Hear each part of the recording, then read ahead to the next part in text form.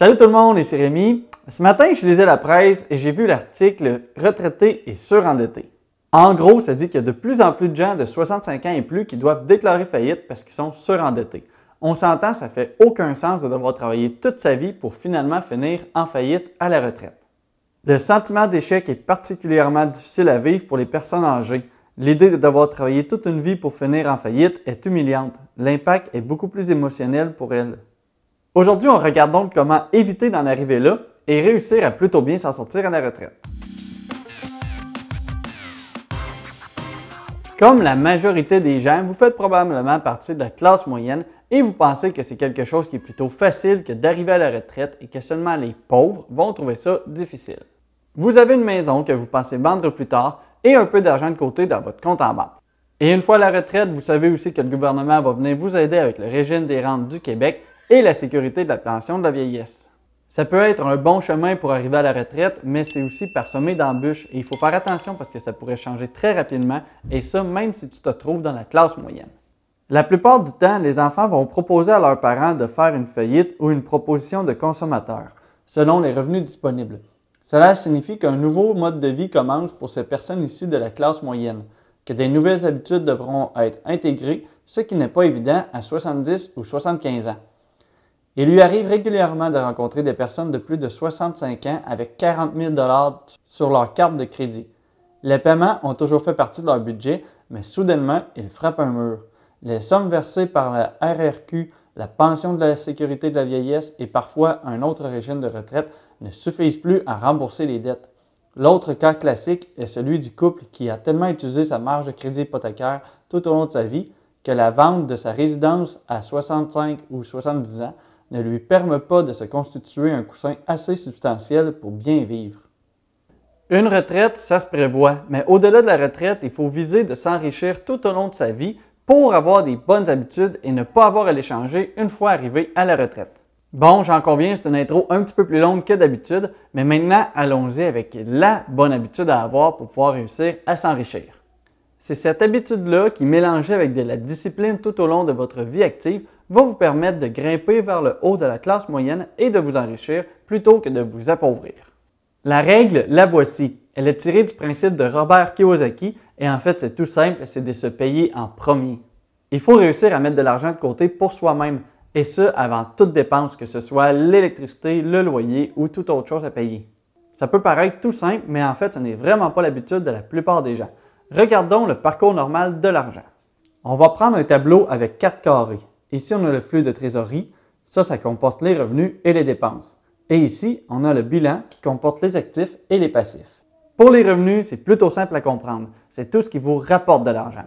Pour les dépenses, c'est le contraire. C'est tout ce qui vous sort de l'argent de vos poches, que ce soit les voyages, le cinéma, le restaurant, les loyers ou l'électricité et toutes les autres choses. Du côté du bilan, il faut voir ça de la même manière. Un actif, c'est tout ce qui génère de l'argent comme un investissement. Un passif, c'est tout ce qui vous coûte de l'argent, comme une auto ou un chalet. Donc, voyons voir le mouvement de l'argent selon les différents types de personnes. Les gens ont un travail, ça génère un salaire. Ce salaire sert ensuite à payer les dépenses quotidiennes et mensuelles et il ne reste plus grand-chose à la sortie. Le peu qu'il reste, s'il en reste, ira probablement dans le compte en banque sans intérêt ou investi dans un truc sans risque avec un rendement de 2-3 %. Ça, si on prend ça seulement de manière mathématique, c'est le chemin des pauvres. C'est le chemin de ceux qu'on entend parler dans les journaux. Mais là, vous allez me dire que dans l'article, ils parlaient qu'ils réussissent à vendre leur maison, donc ils ont une maison au cours de leur vie, donc ils ne dépensent pas tout. Mais voyons voir pour eux ce que c'est le mouvement de l'argent. Ça entre d'un salaire, une bonne partie part en dépenses et une autre va dans des passifs comme une maison, 2 autos, un chalet et ainsi de suite. Je l'ai déjà dit souvent, une maison, ce n'est pas un actif parce que ça va nous coûter de l'argent, ça nous sort de l'argent de nos poches. Pour être un actif, ça doit nous générer de l'argent. Bref, ici on parle de la classe moyenne. La classe moyenne, ce sont eux qui vont acheter des passifs et ces passifs-là, oui, ont une certaine valeur, mais ils sont à cash flow négatif. Bien qu'ils se construisent un patrimoine, comme les pauvres, il leur reste très peu d'argent à la fin du mois qui va dans le compte en banque après avoir payé toutes leurs dépenses et leurs passifs.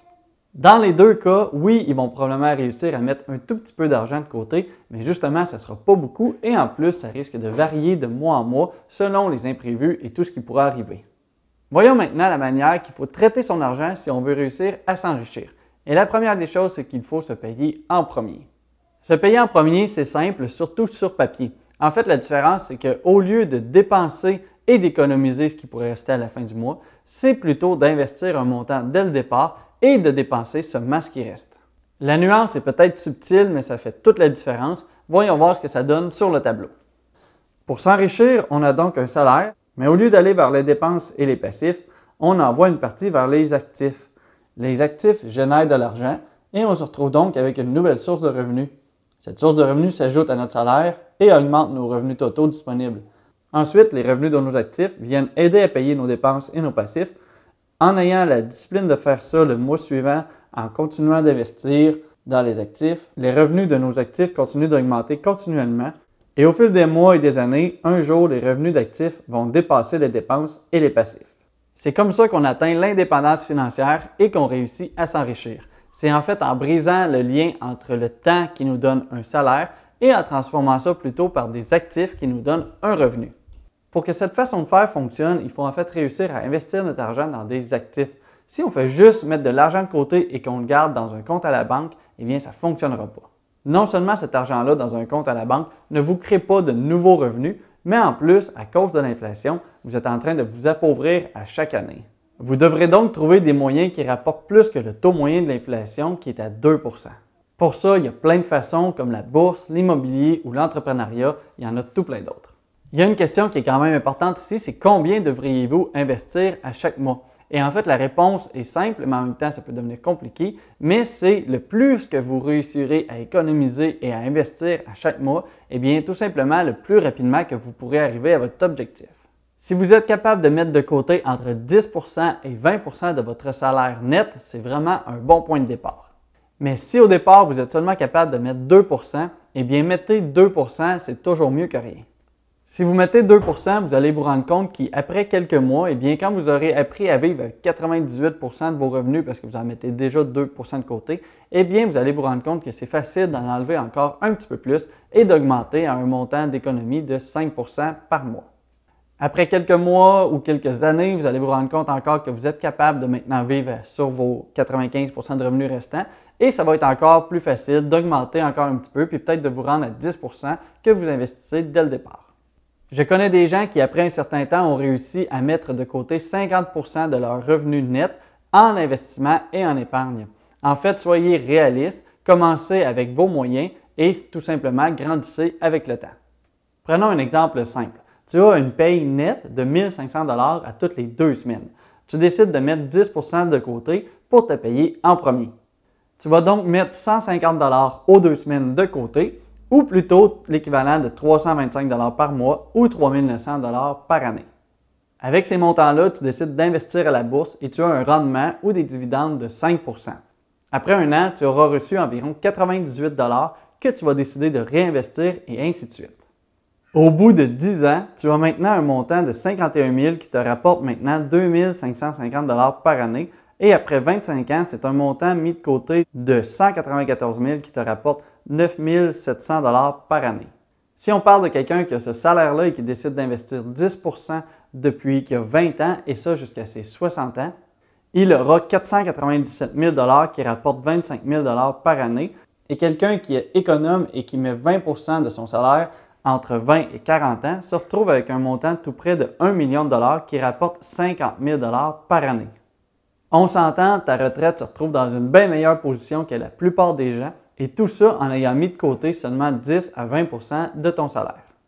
Une dernière petite chose, si on prend seulement avec votre paye, en fait, se payer en premier, ça va être pratiquement impossible dans les vrais sens du terme. Parce que quand vous recevez votre paye, vous ne recevez pas votre paye brute, mais vous recevez plutôt votre paye nette, et c'est-à-dire que le gouvernement a déjà pris sa part du morceau. Probablement que vous ne l'avez jamais réalisé, mais vous êtes en fait le deuxième à être payé quand vous recevez votre paye. Il y a eu le gouvernement et après ça, c'est vous. Mais pour venir un peu contrer ça, les REER, ça pourrait être un bon moyen parce qu'avec les REER, vous n'allez pas payer de l'impôt sur le montant que vous allez investir. Faites attention ici, il y a quand même des maximums à chaque année. Donc, quand vous recevez votre retour d'impôt, c'est important de ne pas le dépenser dans un voyage, mais plutôt de l'investir. Comme ça, c'est le plus proche que vous pourrez avoir de vraiment vous payer en premier et pas après le gouvernement.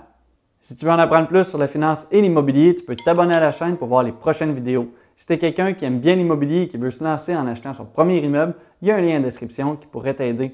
Comme toujours, si tu apprécies le contenu, tu peux aussi aimer la vidéo pour m'aider avec l'algorithme de YouTube. Merci de ton écoute, bon succès, à la prochaine.